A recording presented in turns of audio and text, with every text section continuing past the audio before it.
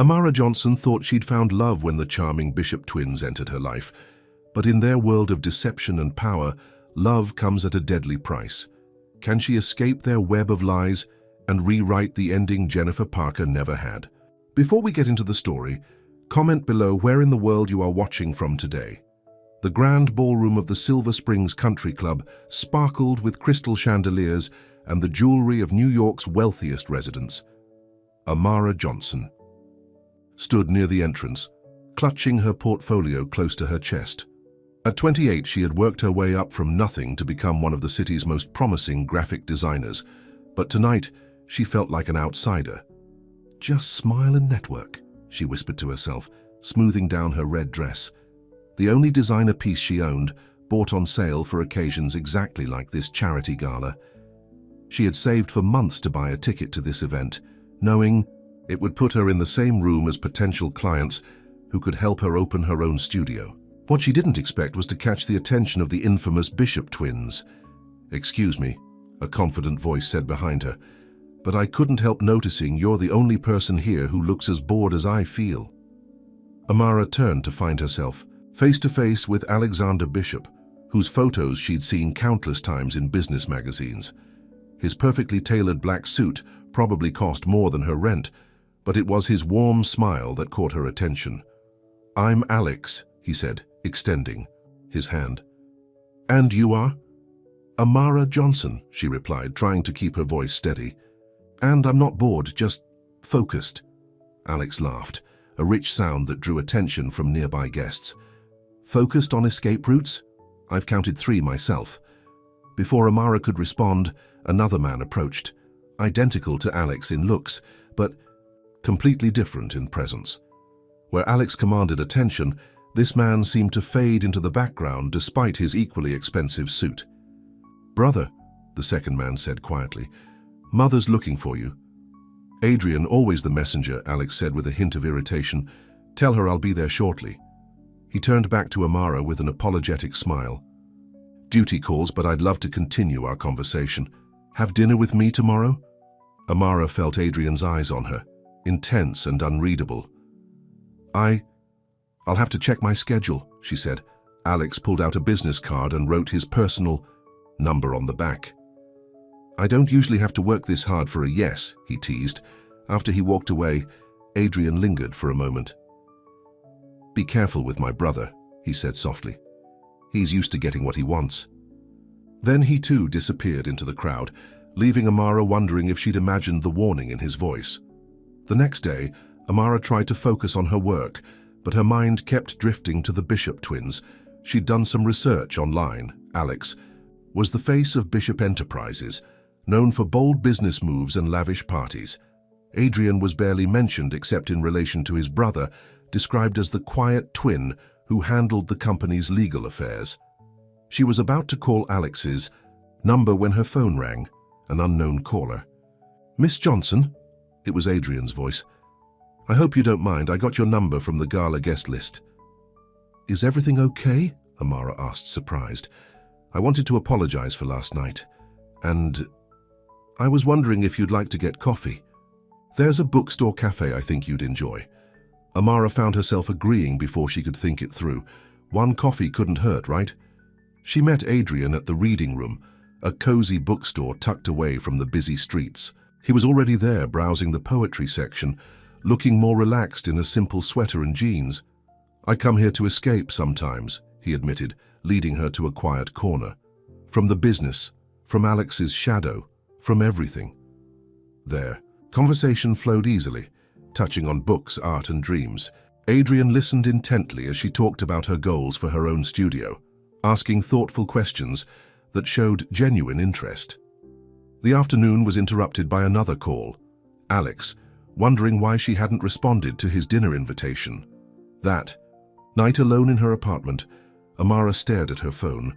2 invitations, 2 very different men. Alex offered excitement, a chance to step into a world she'd only dreamed of. But Adrian had seen her, really seen her. As she got ready for bed, her phone buzzed with a text from Alex.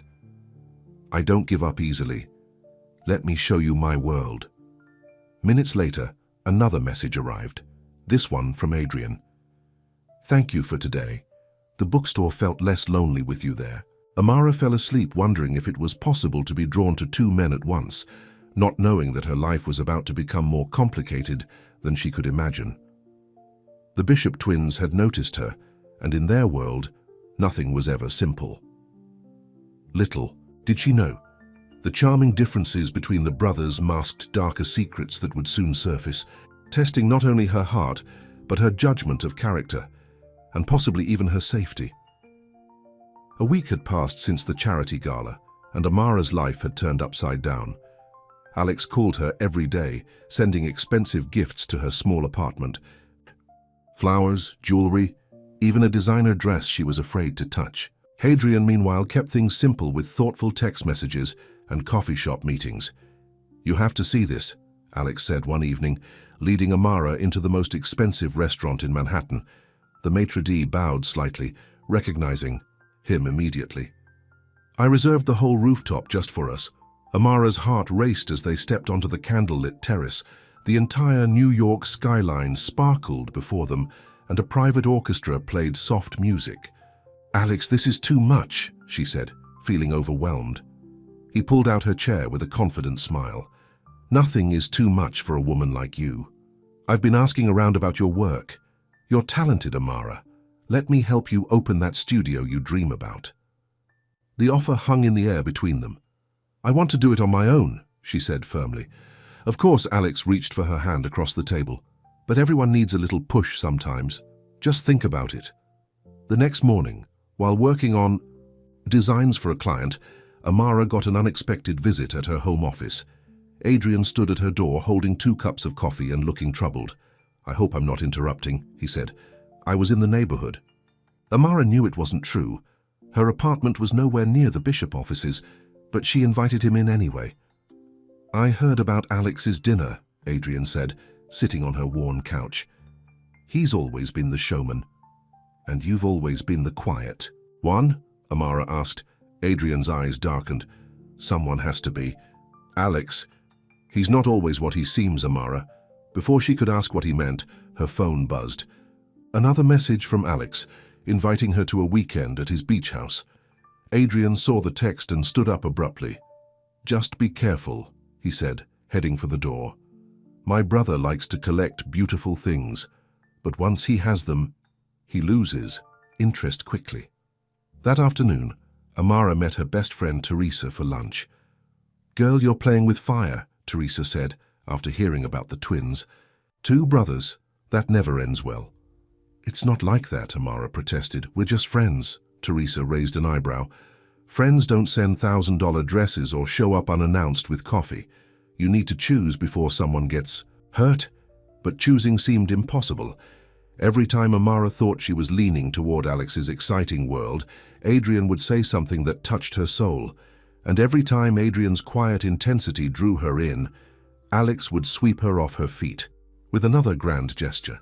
The decision was made harder when both brothers showed up at her first big client meeting. Amara was presenting her designs to a major advertising firm when she spotted them in the conference room. What are you doing here? She whispered during a break. Supporting you, Alex said with a charming smile.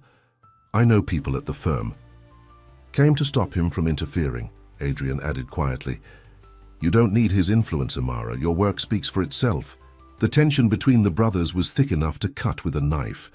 When Amara returned to her presentation, she could feel their eyes on her.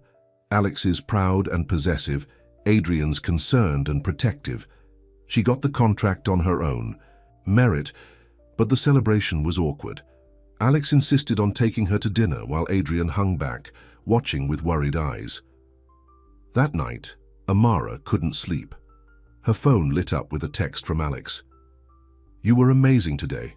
Let me take you away this weekend, just you and me. Minutes later, Adrian messaged, Congratulations, you earned this success. Don't let anyone tell you different. As she lay in bed, a strange thought occurred to her. The twins never appeared in public together, except when it involved and sometimes the way they looked at each other wasn't just brotherly rivalry.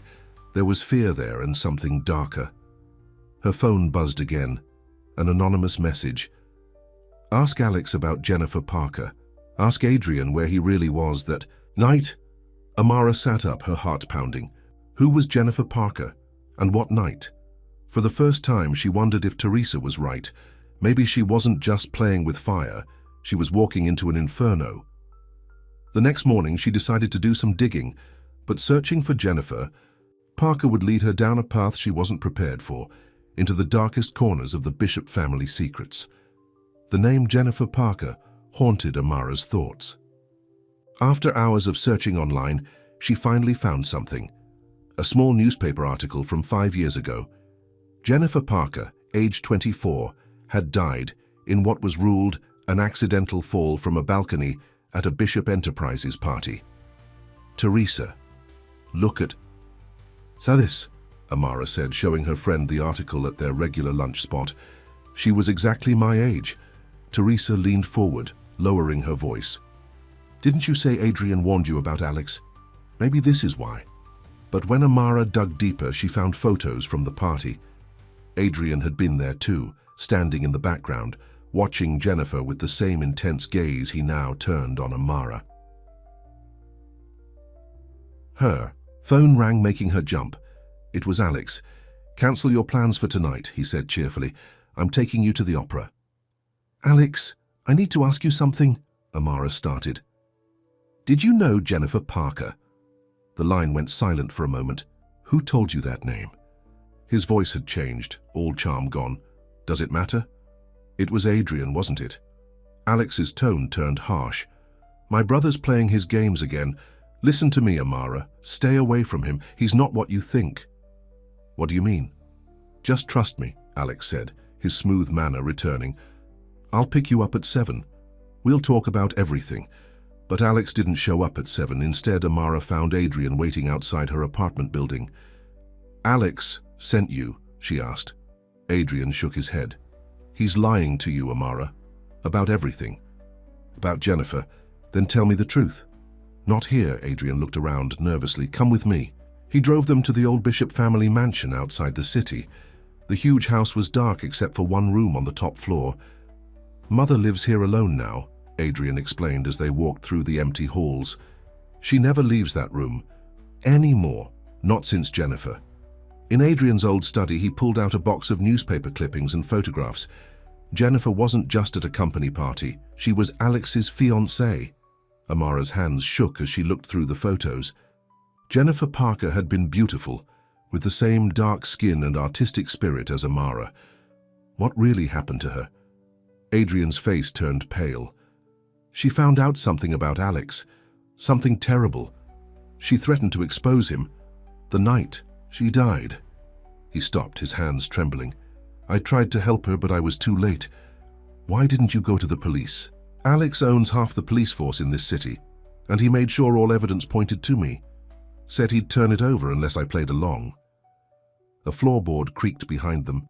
They turned to find Alex standing in the doorway, his usual polished appearance disheveled.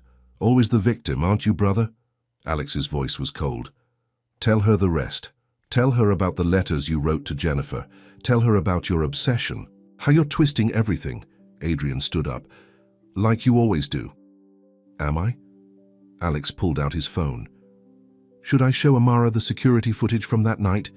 The one that shows you following Jennifer to the balcony? Amara backed away from both of them. I need to leave. No one's leaving. Alex blocked the doorway.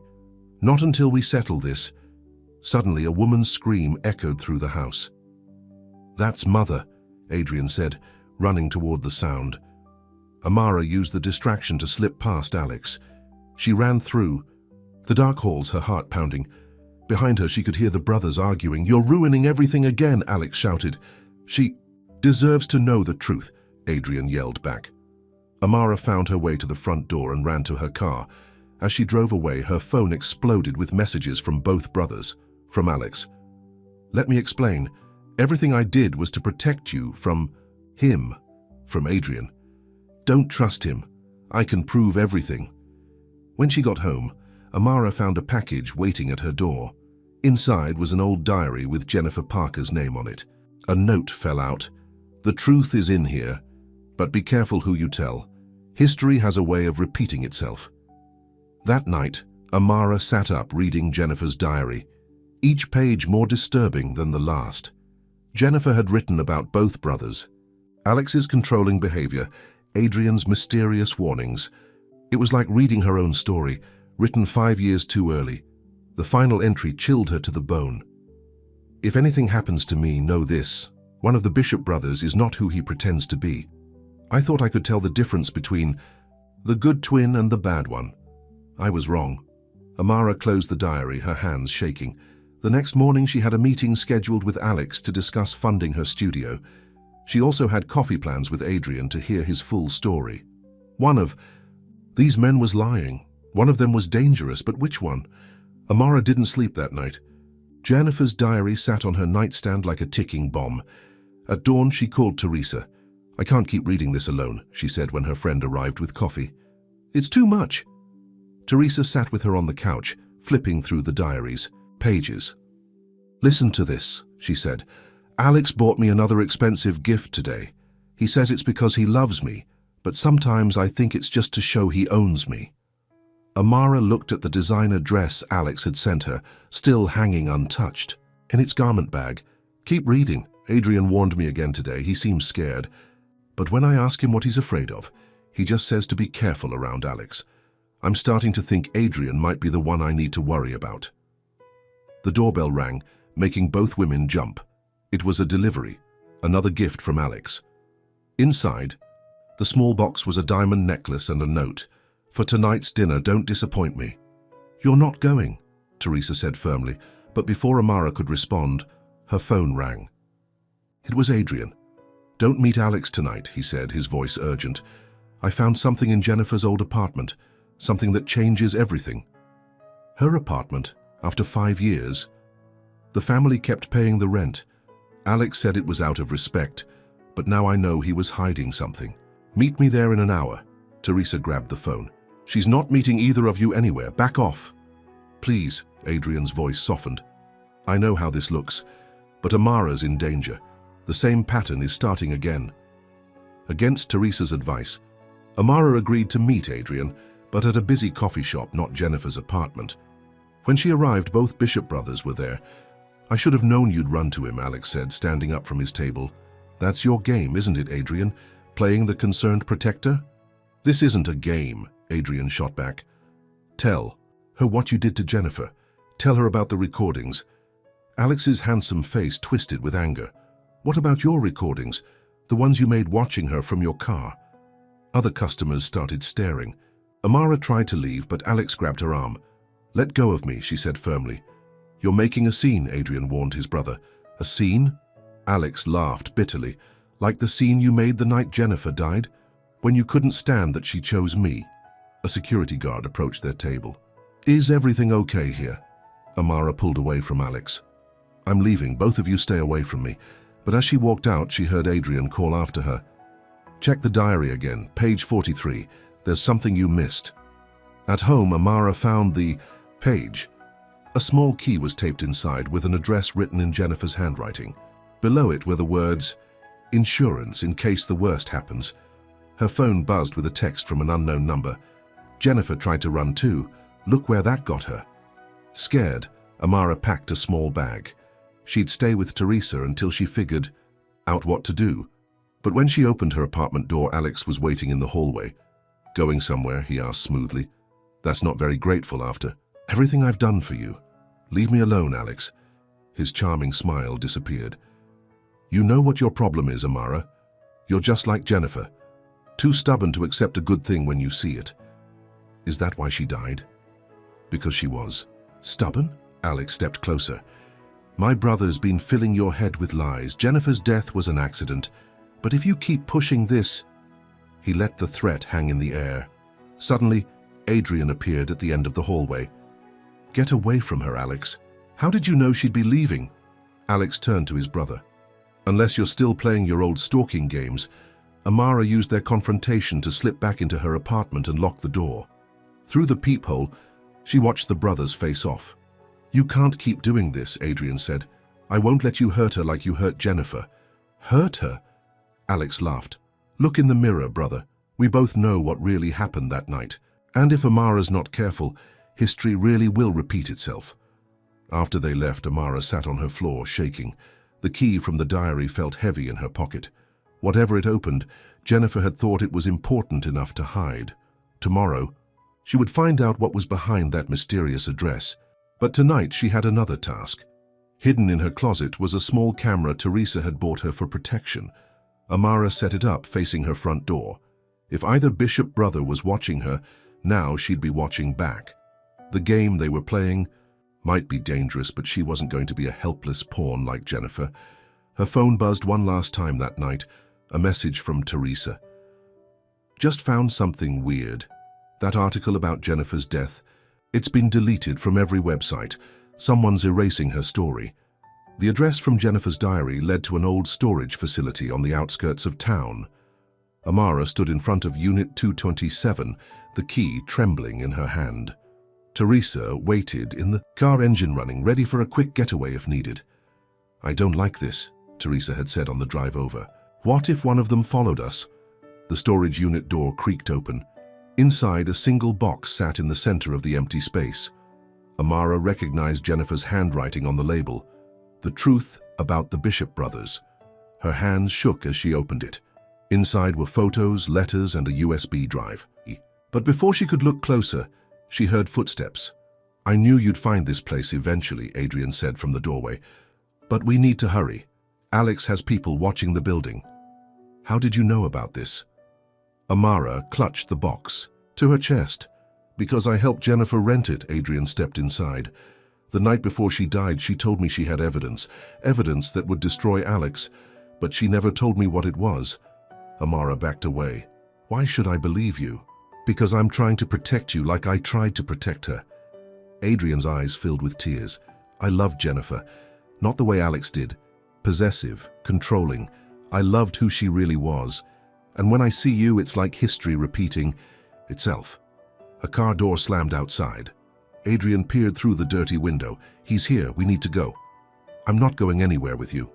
Amara pulled out her phone to call Teresa. "Fine, then take the box and run.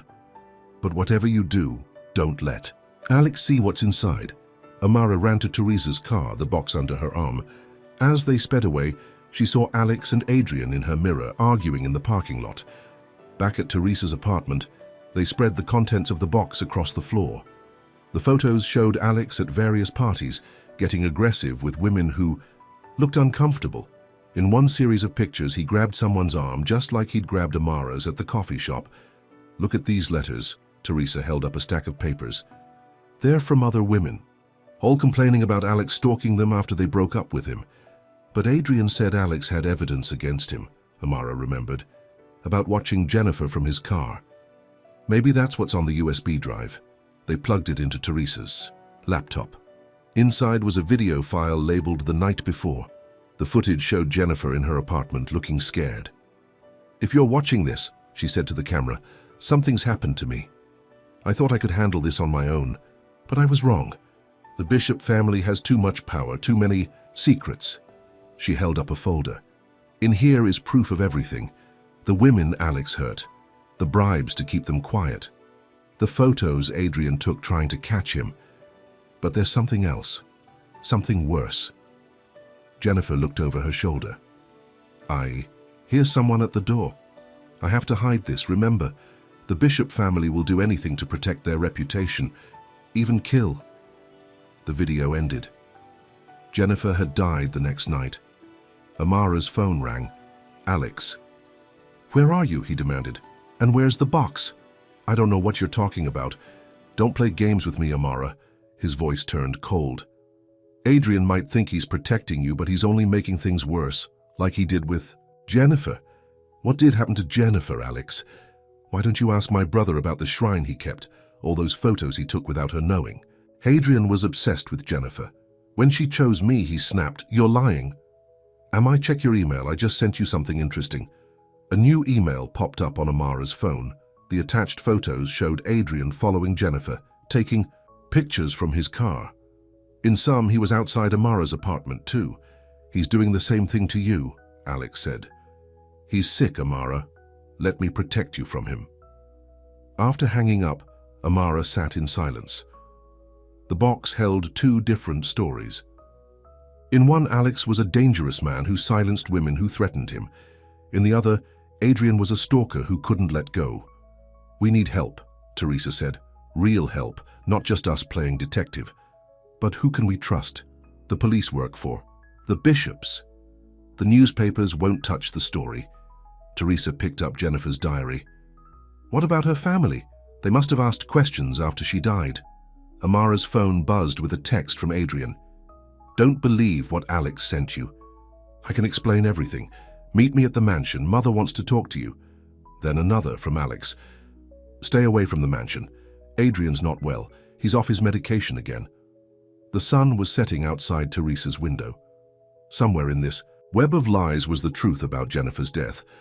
But finding it meant putting herself in the path of whoever had killed her. "I have to go to the mansion," Amara said finally.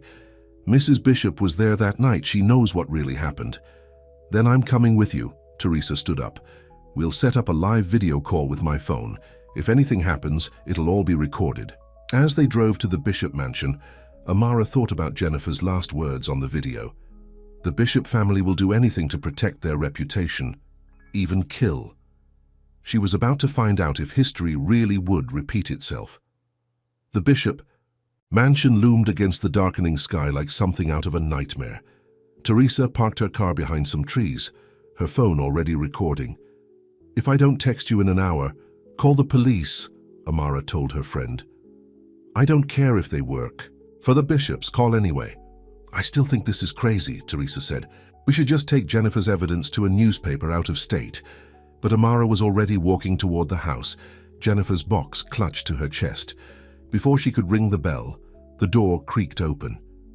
"I've been expecting you," Mrs. Bishop said softly. She was a thin woman in an expensive silk robe, her silver hair perfectly styled despite the late hour. "Come to my room. It's the only place they don't listen." Amara followed her up the grand staircase, past photographs of the twins as children. In every picture, they wore identical outfits, identical smiles. Mrs. Bishop's room was like a museum frozen in time. Heavy curtains blocked the windows and the air smelled of old perfume. She sat in a velvet chair, gesturing for Amara to take the one across from her. "You have Jennifer's things," she said, eyeing the box. "I wondered where she hid them." "You knew about this?" "I know everything that happens in this house." Mrs. Bishop's hands trembled as she poured tea. "Just like I know why you're here. You want to know which of my sons killed Jennifer." Amara's heart stopped. "So it wasn't an accident?" "Nothing in this family is ever an accident." Mrs. Bishop stared into her teacup. "The curse of twins. You see, one good, one evil. But which is which? Even a mother can't always tell." "What do you mean? They switch, you know, since they were children. Alex pretending to be Adrian, Adrian pretending to be Alex. A little game they played, but games can turn dark." A floorboard creaked outside the room. Mrs. Bishop lowered her voice. "The night Jennifer died, she thought she was meeting Adrian. But was it really him? Or was it Alex wearing his brother's clothes?" "Mother," Adrian's voice called from the hallway. "Are you up here?" "Don't trust either of them," Mrs. Bishop whispered urgently. "The one you think is good might be the worst of all." Adrian appeared in the doorway, his face tight with concern.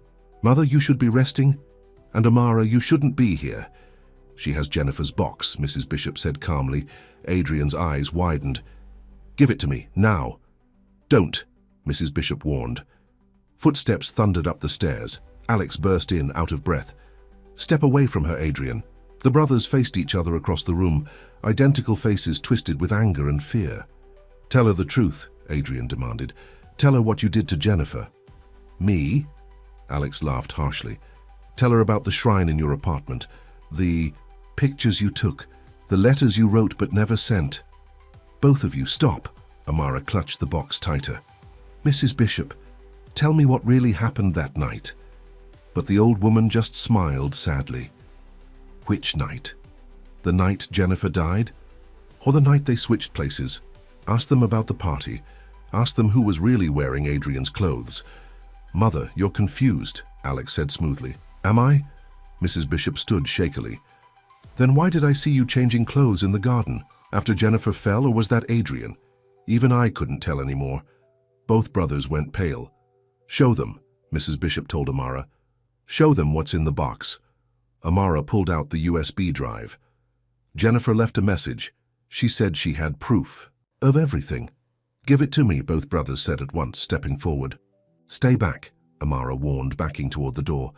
"Teresa's recording everything. If anything happens to me, the whole world will know." "Smart girl," Mrs. Bishop nodded. Smarter than Jennifer. She trusted too easily.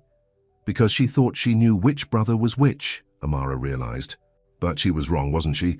The one she trusted was the one who killed her. A phone rang, Teresa signaled that an hour had passed. Somewhere in the distance, sirens wailed. "You called the police?" Alex's face darkened. "Teresa did," Amara said, "and she has copies of everything in this box." "It's over," Adrian told his brother. "We can't hide it anymore." "Hide what?" Alex turned on him. "Your obsession? The way you followed her? Or should we tell Amara what really happened when you found out Jennifer was wearing a wire that night?" Mrs. Bishop started laughing, a high, eerie sound. "Let them fight. They've been fighting since the womb, one good, one evil, but which is which, even they don't know anymore." The sirens grew closer. Blue lights flashed through the windows. "Last chance," Amara said, her voice shaking. "Which one of you killed her?" The brothers looked at each other, then back at Amara. In the dim light, their faces were mirror images of guilt and innocence, truth and lies. And then one of them reached for the gun hidden behind Mrs. Bishop's chair. Time seemed to freeze as Alex pulled out the gun. His hand shook as he pointed it first at Adrian, then at Amara. "Nobody's going anywhere," he said, his charm replaced by cold fury. "Give me the box and your phone." "Alex, think about what you're doing." Adrian stepped in front of Amara. "Oh, now you want to play protector?" Alex's laugh was bitter. "Like you protected Jennifer." Mrs. Bishop remained eerily calm in her chair. "Show them, Alexander. Show them what you showed me that night." Alex reached into his pocket with his free hand and pulled out a phone. "Want to see who the real villain is, Amara? Watch this." He pressed play on a video. The footage was dark and grainy, but Amara could make out Jennifer standing on the mansion's balcony, arguing with someone wearing Adrian's favorite sweater. "I'm going to tell everyone," Jennifer's voice was clear in the recording. "About the women, the threats, everything." "You're making a mistake," the man in Adrian's sweater said. "I trusted you," Jennifer cried. "I thought you were the good one." The man moved toward her. Jennifer stepped back, too close to the railing. "No one will believe you," the man said. "They'll blame Alex. They always blame Alex." The video ended just as Jennifer started to fall. "See?" Alex's hand tightened on the gun. "Adrian killed her and let everyone think it was me." But Adrian was shaking his head. "Play it again," he said quietly. "Show Amara what you did after. You changed clothes." Mrs. Bishop started laughing again. "My clever boy's always switching places, but mothers know, we always know." Amara's phone buzzed. Another text from Teresa. "Police are surrounding the house." "It wasn't Adrian in that video, was it?" Amara looked at Alex. "It was you wearing his clothes. You knew everyone would believe Adrian was the quiet, obsessed one, the stalker. You set him up." "Shut up." Alex's mask of control cracked. "Jennifer was mine. She belonged to me, but she wanted to leave, to ruin everything we built, just like you're trying to do." "Put down the gun, brother," Adrian said softly. "Mother kept your secret for 5 years. I kept quiet to protect her, but I can't let you hurt anyone else." Red and blue lights flashed through the windows. Sirens wailed outside. "It's over, Alex," Amara said. "Teresa's already sent copies of everything to the police. Jennifer's evidence, the video, all of it." Alex's face twisted with rage. "You think the police can touch me? I own them, just like I owned Jennifer, just like I'll own you." He lunged for Amara, but Adrian tackled him. The gun went off, the shot deafening in the small room. Mrs. Bishop screamed. Amara dropped to the floor as the brothers fought. The gun skidded across the hardwood, stopping at Mrs. Bishop's feet. "Always fighting," the old woman said, picking up the weapon. "Since the day they were born. But a mother knows which son is truly evil." She pointed the gun at Alex. "Mother, please." Alex's voice changed, becoming soft and pleading. Adrian's lying to you. I'm the good son, remember? I'm the one who takes care of you. No more lies. Mrs. Bishop's hand was steady now. No more pretending. I saw you that night, Alexander. Saw you change into Adrian's clothes. Saw you push that poor girl. A mother always knows her children's sins. Police burst through the bedroom door, guns drawn. Everyone freeze. In the chaos that followed, Teresa pushed through the officers to reach Amara. They hugged tightly as Alex was handcuffed, still protesting his innocence. The good twin, the bad twin, Mrs. Bishop said softly as the police led Alex away. But evil wears many faces, doesn't it, Alexander? Later that night at the police station, Amara watched through one-way glass as Alex confessed everything. How he'd stalked and threatened women for years. How he'd worn Adrian's clothes to confuse Jennifer. How he'd planned to do the same to Amara. He switched their identities so often, even he started believing his own lies, the detective told her. But the evidence in Jennifer's box broke the case wide open. Text messages, photos, witness statements. She documented everything. Adrian sat quietly in the waiting room, looking lost. I should have stopped him years ago, he said when Amara joined him. Should have told the truth about that night. Why didn't you? He's my twin, my other half. I thought I could save him, help him change. Instead, I almost let history repeat itself. Amara took his hand. But this time the story has a different ending. Teresa appeared with coffee for everyone. The morning news is already running the story.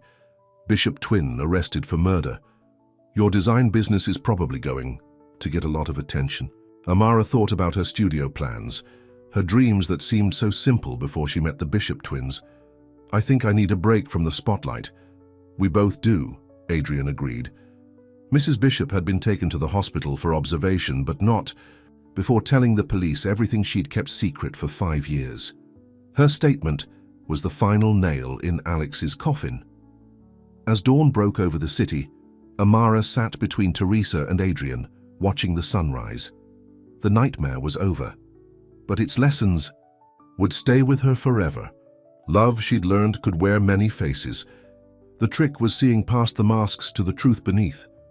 2 weeks after Alex's arrest, the Bishop family's carefully built world was falling apart. News vans still camped outside the mansion, hoping to catch a glimpse of Mrs. Bishop or Adrian. Headlines screamed about the twisted twin case as reporters dug up more of Alex's victims. Amara sat in her small office staring at the pile of magazines on her desk. Her face was on every cover, alongside headlines like "The Woman Who Brought Down a Dynasty" and "Love, Lies and Murder, the Bishop twin scandal." You need to eat something, Teresa said, bringing in sandwiches. Being a local celebrity is no excuse to skip lunch. I didn't want any of this attention, Amara sighed. I just wanted to build my design business. Well, your website crashed from too many visitors, so I'd say business is booming. The phone rang, another reporter wanting an interview. Teresa answered it with the same response she'd been giving for days. No comment. Ms. Johnson is not discussing the case. But it wasn't a reporter. It was Adrian. Can we talk? He asked when Amara took the phone. Mother's asking for you. At the hospital, Mrs. Bishop looked smaller somehow, more fragile. The doctors said the stress had triggered a minor stroke, but her mind was clear as ever. There you are, she smiled when Amara entered the room. My dear brave girl, sit with me. Adrian stood by the window, looking out at the reporters below. He'd lost weight and dark circles shadowed his eyes. The lawyers say Alex is going to plead guilty, he told them. They found more evidence in his private office. Videos, photos, journals. He documented everything. Of course he did, Mrs. Bishop said softly. He always loved having power over people. Even as a child, he would pretend to be Adrian to get other children in trouble. Why didn't you stop him? Amara asked.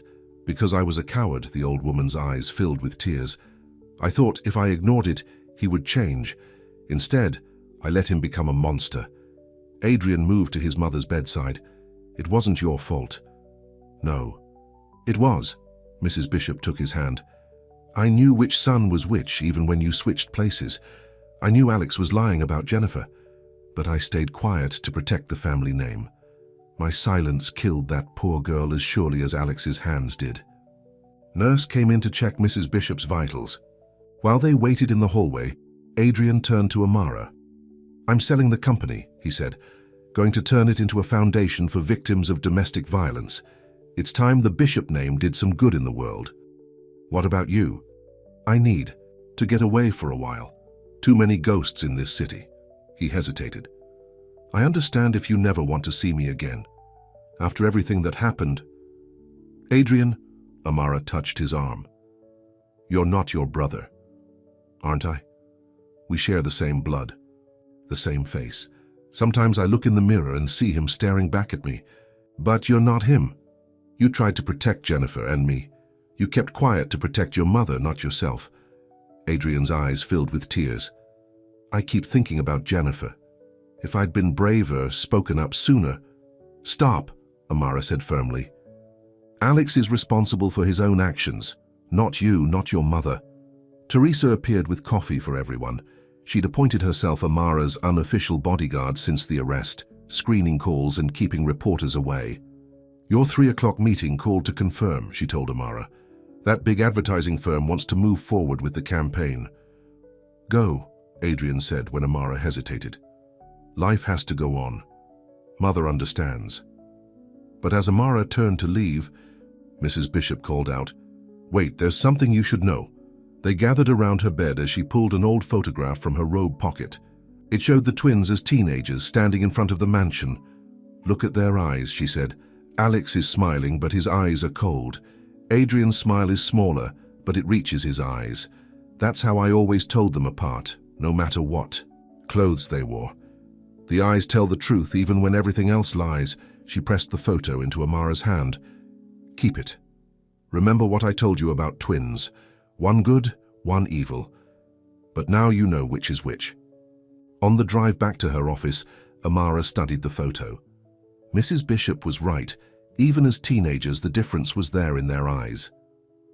Alex's held a coldness that no charm could quite hide. Adrian's showed a gentleness that even years of his brother's manipulation couldn't erase. "You're falling for him, aren't you?" Teresa asked quietly. "I don't know," Amara admitted. "Everything's still so complicated." "Love usually is," Teresa smiled. "But at least this time you know who you're really falling for." Back at her office, Amara found a small package waiting on her desk. Inside was a leather-bound notebook with a note from Adrian. "I'm leaving town for a while. Need to find myself without Alex's shadow. But I want you to know that meeting you gave me the courage to finally stand up to him. Take care of Mother for me, and take care of yourself. When I come back, if you'll let me, I'd like to start over. No lies, no secrets. Just two people getting to know each other for who they really are." Amara held the notebook close, thinking about twins and truth, love and lies. Outside her window, the city sparkled in the afternoon sun, full of possibilities she'd never imagined. Before the Bishop brothers walked into her life, one story was ending, but maybe another was just beginning. 6 months passed. The media circus around the Bishop case had finally died down, replaced by newer scandals. Alex's trial was set for spring, with dozens of women coming forward to testify about his abuse. The prosecution had offered him a deal, but he refused, still claiming Adrian had set him up. Amara's design studio was thriving.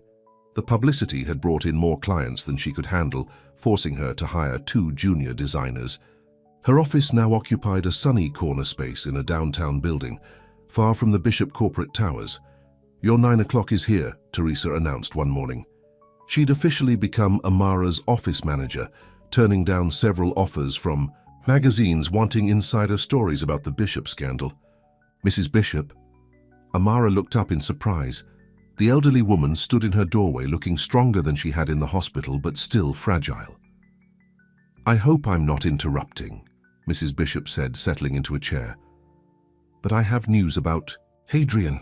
Amara's heart skipped.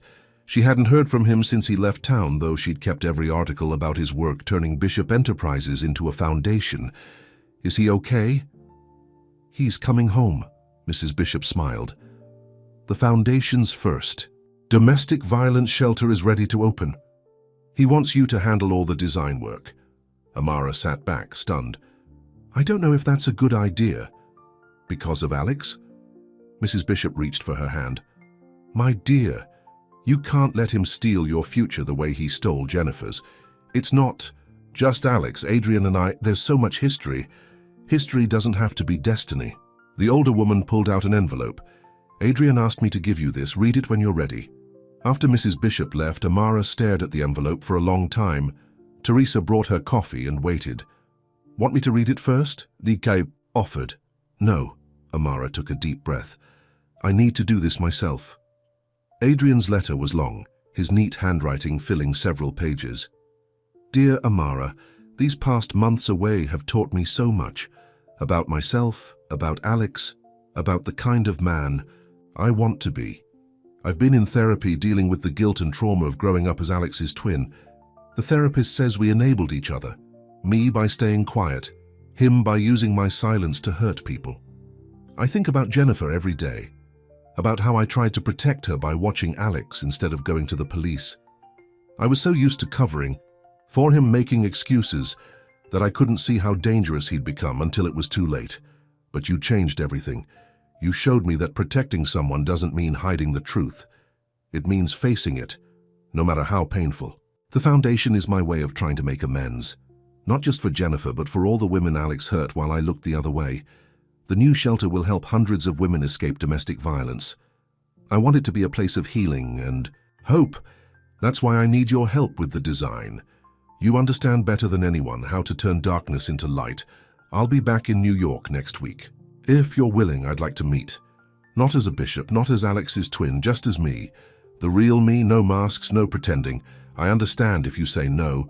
What happened between us started with lies, even if they weren't mine. But I believe we could. Write a different story, one built on truth from the beginning. Take care, Adrian. Amara wiped tears from her eyes as she finished reading. Teresa hugged her silently. What are you going to do? Her friend asked. Before Amara could answer, her phone buzzed with a news alert. Alex had changed his plea to guilty, accepting a deal for 20 years in prison. He confessed to everything, Teresa read from her own phone. Jennifer's murder, the stalking, all of it. Says he doesn't want to drag the family name through a trial. More likely, he doesn't want all those women testifying, Amara said. He's still trying to control the story. She looked at Adrian's letter again, then at the growing success of her studio. 6 months ago, she'd been a struggling designer dreaming of her own business. Now she had everything she'd wanted, except someone to share it with. The shelter project is exactly the kind of work I've always wanted to do, she said slowly. Helping people heal through design. And Adrian? That's more complicated. Amara touched the old photo Mrs. Bishop had given her, now framed on her desk. The teenage twins smiled back at her, their eyes telling two different stories. Love is always complicated, Teresa said, echoing her words from months ago.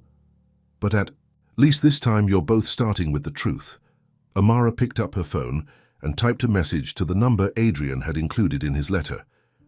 The shelter project needs a good design team. When you're back in town, let's talk about it. Over coffee. His reply came seconds later. I know just the place, a quiet little bookstore cafe where we first really talked. Teresa read the messages over her shoulder and smiled. Well, well, looks like this story might have a happy ending after all. Maybe, Amara said, but this time we're writing it together, with no secrets between us. Outside her office window, the city stretched toward the horizon, full of new possibilities. Somewhere out there, a shelter was waiting to be transformed into a place of hope. And maybe, just maybe, two hearts were ready to try again. Not as characters in some twisted drama, but as two people choosing to be honest with each other and with themselves. 1 year to the day after the charity gala, where she'd first met the Bishop twins, Amara stood in front of the newly completed Hope Harbor Women's Shelter. The building that had once been an abandoned warehouse now shone with warmth and welcome, its walls painted in soft colors, its windows bright with light. It's perfect, Adrian said beside her. Better than I imagined. They'd spent the past 6 months working together on the shelter, turning Adrian's vision and Amara's designs into reality. Each room had been carefully planned to help women feel safe and supported as they rebuilt their lives. The first residents move in next week, Teresa said. checking her tablet. As the shelter's new administrative director, she'd thrown herself into making sure everything was ready. Mrs. Bishop arrived in her wheelchair looking frail but happy. Her health had improved since moving out of the mansion into a smaller house near Amara's studio. "Jennifer would be proud," she said, taking Adrian's hand. "This is how the Bishop name should be remembered." Inside, the shelter's main living area felt like a comfortable home, not an institution. Amara had designed cozy reading nooks, children's play areas, and private spaces for counseling sessions. "Show them the wall," Adrian urged. Amara led them to the heart of the building, where a mosaic wall sparkled with hundreds of pieces of colored glass. At its center was the shelter's motto, "Your story isn't over." "Each resident will add their own piece to the mosaic," Amara explained. "It's about taking broken pieces and making something beautiful." "Like we did," Adrian said softly. Their relationship had grown slowly, carefully over months of working together. Coffee meetings turned into dinner dates. Design discussions led to deeper conversations. They'd taken their time, making sure each step forward was built on honesty. Teresa pretended to check her phone, giving them privacy. Mrs. Bishop smiled knowingly and asked to see the garden. "I have something for you," Adrian said when they were alone. He pulled out a small wrapped package. Inside was a delicate glass butterfly, its wings made of the same colors as the mosaic wall. "Read the card," he encouraged. Amara opened the small envelope, her hands trembling slightly. Inside was a single question. "Will you marry me?" She looked up to find Adrian on one knee, holding a ring that was simple and elegant. Nothing like the flashy jewelry Alex had once tried to give her. "I know our story had a rocky start," Adrian said, "but every day with you has shown me what real love looks like. Not possession, not obsession, but partnership. Trust, truth." Tears filled Amara's eyes. "Are you sure? After everything that happened?" "That's exactly why I'm sure. You saw the worst of my family's secrets and stayed. You helped me face my own demons. You showed me how to stop being Alex's shadow and become my own man." From the garden doorway, Teresa and Mrs. Bishop watched with matching smiles. "Say yes already," Teresa called out. "Some of us have a shelter opening to plan." Amara laughed through her tears. "Yes," she said, "but I have one condition. Anything. We get married at the shelter to remind us that love should be about lifting each other up, not tearing each other down." Adrian slipped the ring on her finger. "I think Jennifer would like that." Later that evening, they gathered at Amara's apartment.